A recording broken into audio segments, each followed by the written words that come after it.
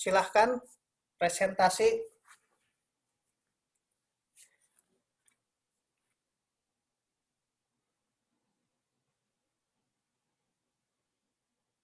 Mana kelompok 1?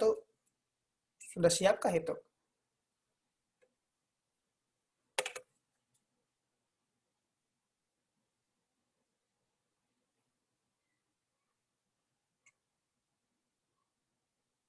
Halo, kelompok 1. Ya, Pak. Oke, sudah. Bentar, Pak, ngelek-ngelek. Oh, Kedengaran aja ke suaranya, Pak. kedengaran. Oke. Baik, Assalamualaikum warahmatullahi wabarakatuh. Waalaikumsalam warahmatullahi wabarakatuh. Perkenalkan, kami dari kelompok 1 pengantar teknologi informasi. Saya di sini Ermawati Pairi, dan teman-teman saya ada Dea Awalia Agustina, ada Ramayuni, ada Feby Magdalena Koyong. Di sini kami akan menjelaskan tentang sejarah komputer, manfaat, dan sistem-sistem komputer. Baik, mungkin dari teman saya mungkin ada yang menyampaikan tentang sejarah komputer. Silakan, Baby.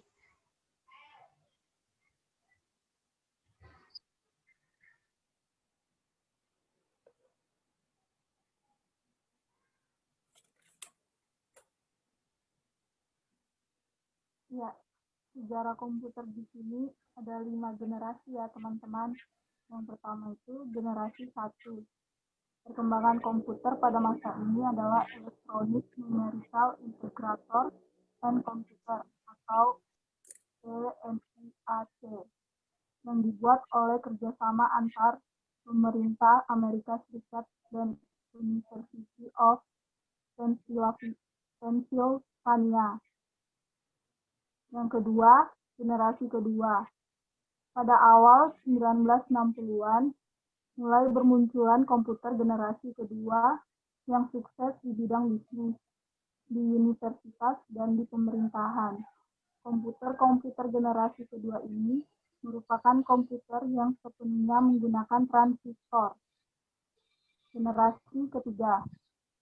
Kemajuan generasi ketiga adalah penggunaan sistem operasi atau operating system yang memungkinkan mesin untuk menjalan berbagai program yang berbeda secara serentak dengan sebuah program utama yang memonitor dan mengkoordinasi memori komputer. Generasi keempat.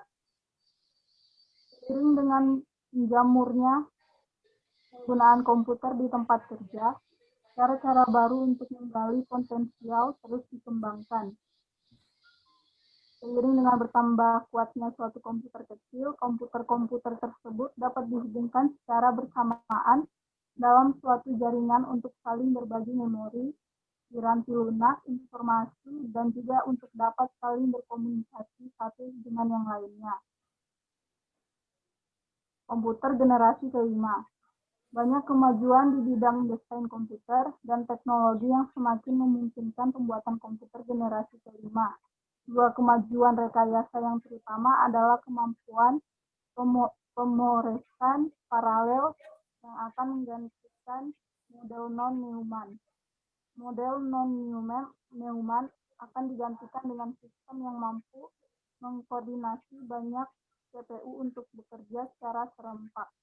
Kemajuan lain adalah teknologi superkonduktor yang memungkinkan aliran elektrik tanpa ada hambatan apapun yang nantinya dapat mempercepat kecepatan informasi. Sekian dari saya, terima kasih. Baik, itu tadi sejarah komputer.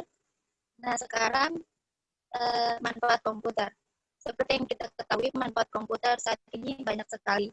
Apalagi di kehidupan kita sehari-hari dalam membantu pekerjaan kita, tugas sekolah kita, terus fungsinya banyak sekali.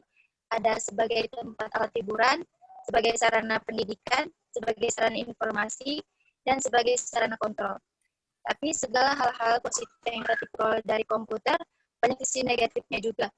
Dengan adanya fasilitas komputer sebagai hiburan seperti chatting dan game, orang banyak terlena dan banyak membuang-buang waktunya seperti main game dan lain-lain. Setelah itu kita dapat mengakses situs-situs gambar porno atau hal-hal yang tidak layak kita lihat. Terus banyak terjadi aksi penipuan dengan membuat website untuk mendapatkan uang secara mudah.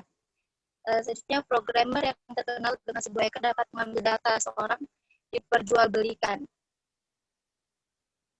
Oke, lanjut. Siapa yang akan menjelaskan tentang sistem komputer? Dea?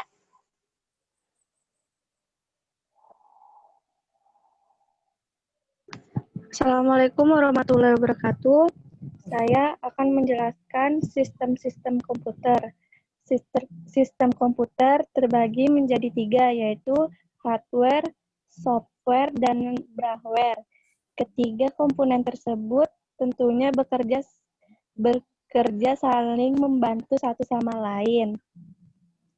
Hardware adalah perangkat keras yang dapat kita lihat wujud fisiknya, yang merupakan mouse, keyboard, atau printer, memori, force pilih, dan perangkat pendukung lainnya. Software ialah perangkat lunak atau yang lebih sering kita sebut sebagai sebuah program dan aplikasi yang ada di dalam komputer. Berbeda dengan hardware, software tidak memiliki bentuk fisik. Ketiga, brainware adalah pengguna yang menjalankan sebuah komputer. Pengguna memegang peran penting dalam sistem komputer agar dapat berjalan. Sekian, itu saja penjelasan dari saya. Kurang dan lebihnya mohon maaf. Wassalamualaikum warahmatullahi wabarakatuh. Waalaikumsalam warahmatullahi wabarakatuh. Oke. Nah, jadi untuk selengkapnya bisa kalian lihat dari video kami yang kami sudah share di grup. Terima kasih. Kurang lebihnya kami mohon maaf. Wassalamualaikum warahmatullahi wabarakatuh. Waalaikumsalam warahmatullahi wabarakatuh. Sebentar aku kirim ke grup WA kalian. Ntar. Itu ada gambar video vlognya orang tentang sejarah komputer, ya kan? Nah, nanti yang kedepannya teman-teman yang lain usahakan bikin vlog itu kayak yang kukirim nih. Ada muka kalian, ada gambar komputer zaman bahari itu seperti apa, ya kan? Jadi kalau cuma diceritakan aja, ibaratnya sekarang bukan masalah materi ini ya. Kalau materi ini kamu dari SMP juga sudah dapat ini.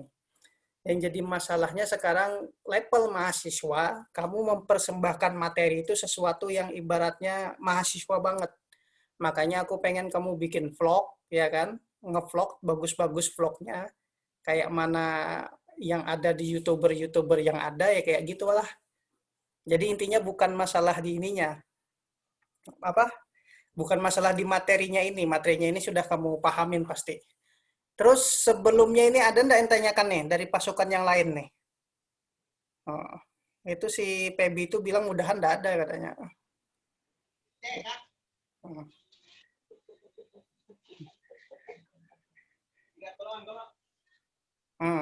Ada yang ngomong itu, siapa itu?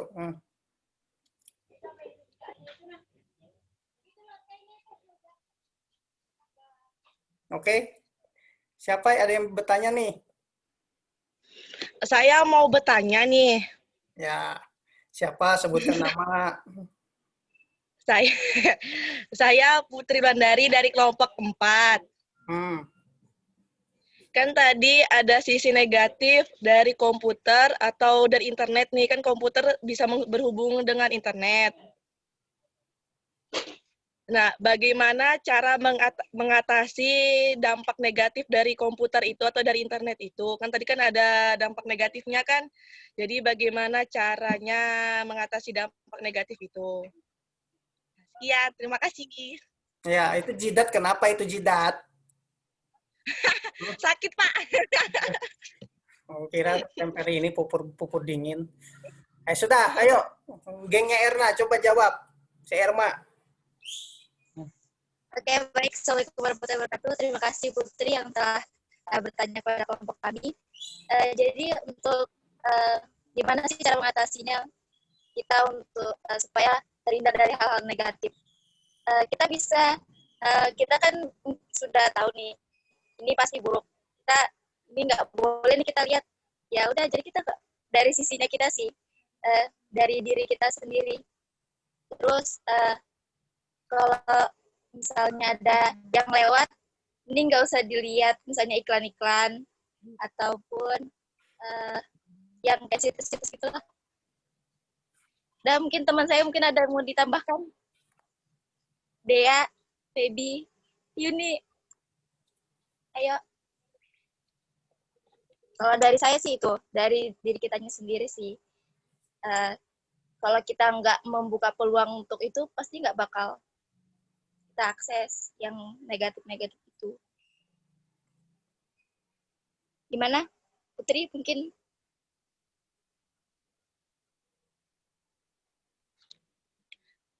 Cukup sih, cuma mau menambahkan tidak melakukan browsing yang berlebihan juga. Terus memasang filter untuk memblokir situs yang berdampak negatif. Siapa yang mau nambah? Ini yang bertanya sama yang nggak tahu jawabannya yang tanya. Oke, ada yang nambah nggak?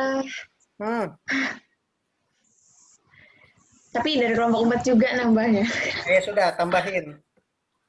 Kita juga bisa menghindarin hal-hal yang buruk kayak gitu. Maksudnya melihat hal-hal yang buruk itu seperti menyibukkan diri dengan hal-hal yang bermanfaat. Misalnya kita bisa juga membersihkan rumah. Terus gimana ya? Pokoknya hal-hal yang bermanfaat gitu. Olahraga gitu. Kan jadi kita pikirannya nggak ke situ. Itu aja sih. Itu aja kah? Oh. Ada lagi? Ini si gengnya nih, si Dea nih mana? Feby segala.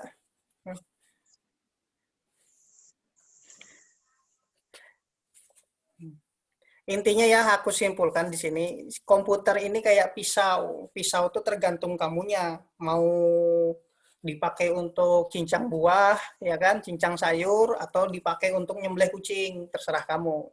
Ya kan? Nah, intinya internet ini, komputer ini tergantung kita mau dipakai untuk yang ke apa. Tapi pada dasarnya komputer digunakan untuk mempermudah kita melakukan aktivitas. Aktivitasnya tergantung kita lagi, kayak aku bilang tadi, mau yang negatif kah atau mau yang positif ya. Pokoknya semuanya tergantung kamu. Nah, di sini selama kamu masih menuntut ilmu, usahakan ilmu-ilmu yang dituntut itu dikuasain. Jangan habis waktumu ke game online itu positif atau negatif? Aku tanya. Negatif, Pak, kalau dipakai secara berlebihan. Game online itu olahraga itu, e-sport, otakmu tapi yang olahraga, tapi badanmu hancur. Ya kan? Nah, game online itu kalau kamu bisa maksimal kan orang tidak sembarangan bikin game online ya. Cuman karena waktu kita di sini kita sebagai mahasiswa, waktu kita selama kurang lebih 4 tahun ini harus maksimal, karena kalian mahasiswa keuangan dan perbankan, bukan mahasiswa jurusan animasi sama gamer, ya kan? Jadi, ya positifnya kamu bagaimana kamu memaksimalkan 4 tahun waktumu ini, ya kan? Dengan perangkat teknologi informasi. Memanfaatkan tadi, komputer tadi ya. Komputer tadi katanya ada perangkat input, output, dan proses. Kan tadi ada yang namanya apa tadi? Ada apa tadi? Sistem komputer kan tadi dijelaskan? Iya Pak, ada hardware, ada software, ada brainware. Nah, otaknya kan di kalian tuh, brainware-nya. Jadi tergantung kalian nanti bisa nggak maksimalkan. Ayo, ada lagi nggak ditanya? Kalau nggak kasihan kuotamu ini. Aku aja sengaja aku matikan video supaya suaraku bisa jelas. Gimana? Ini pasukan yang laki-laki ini gimana nih?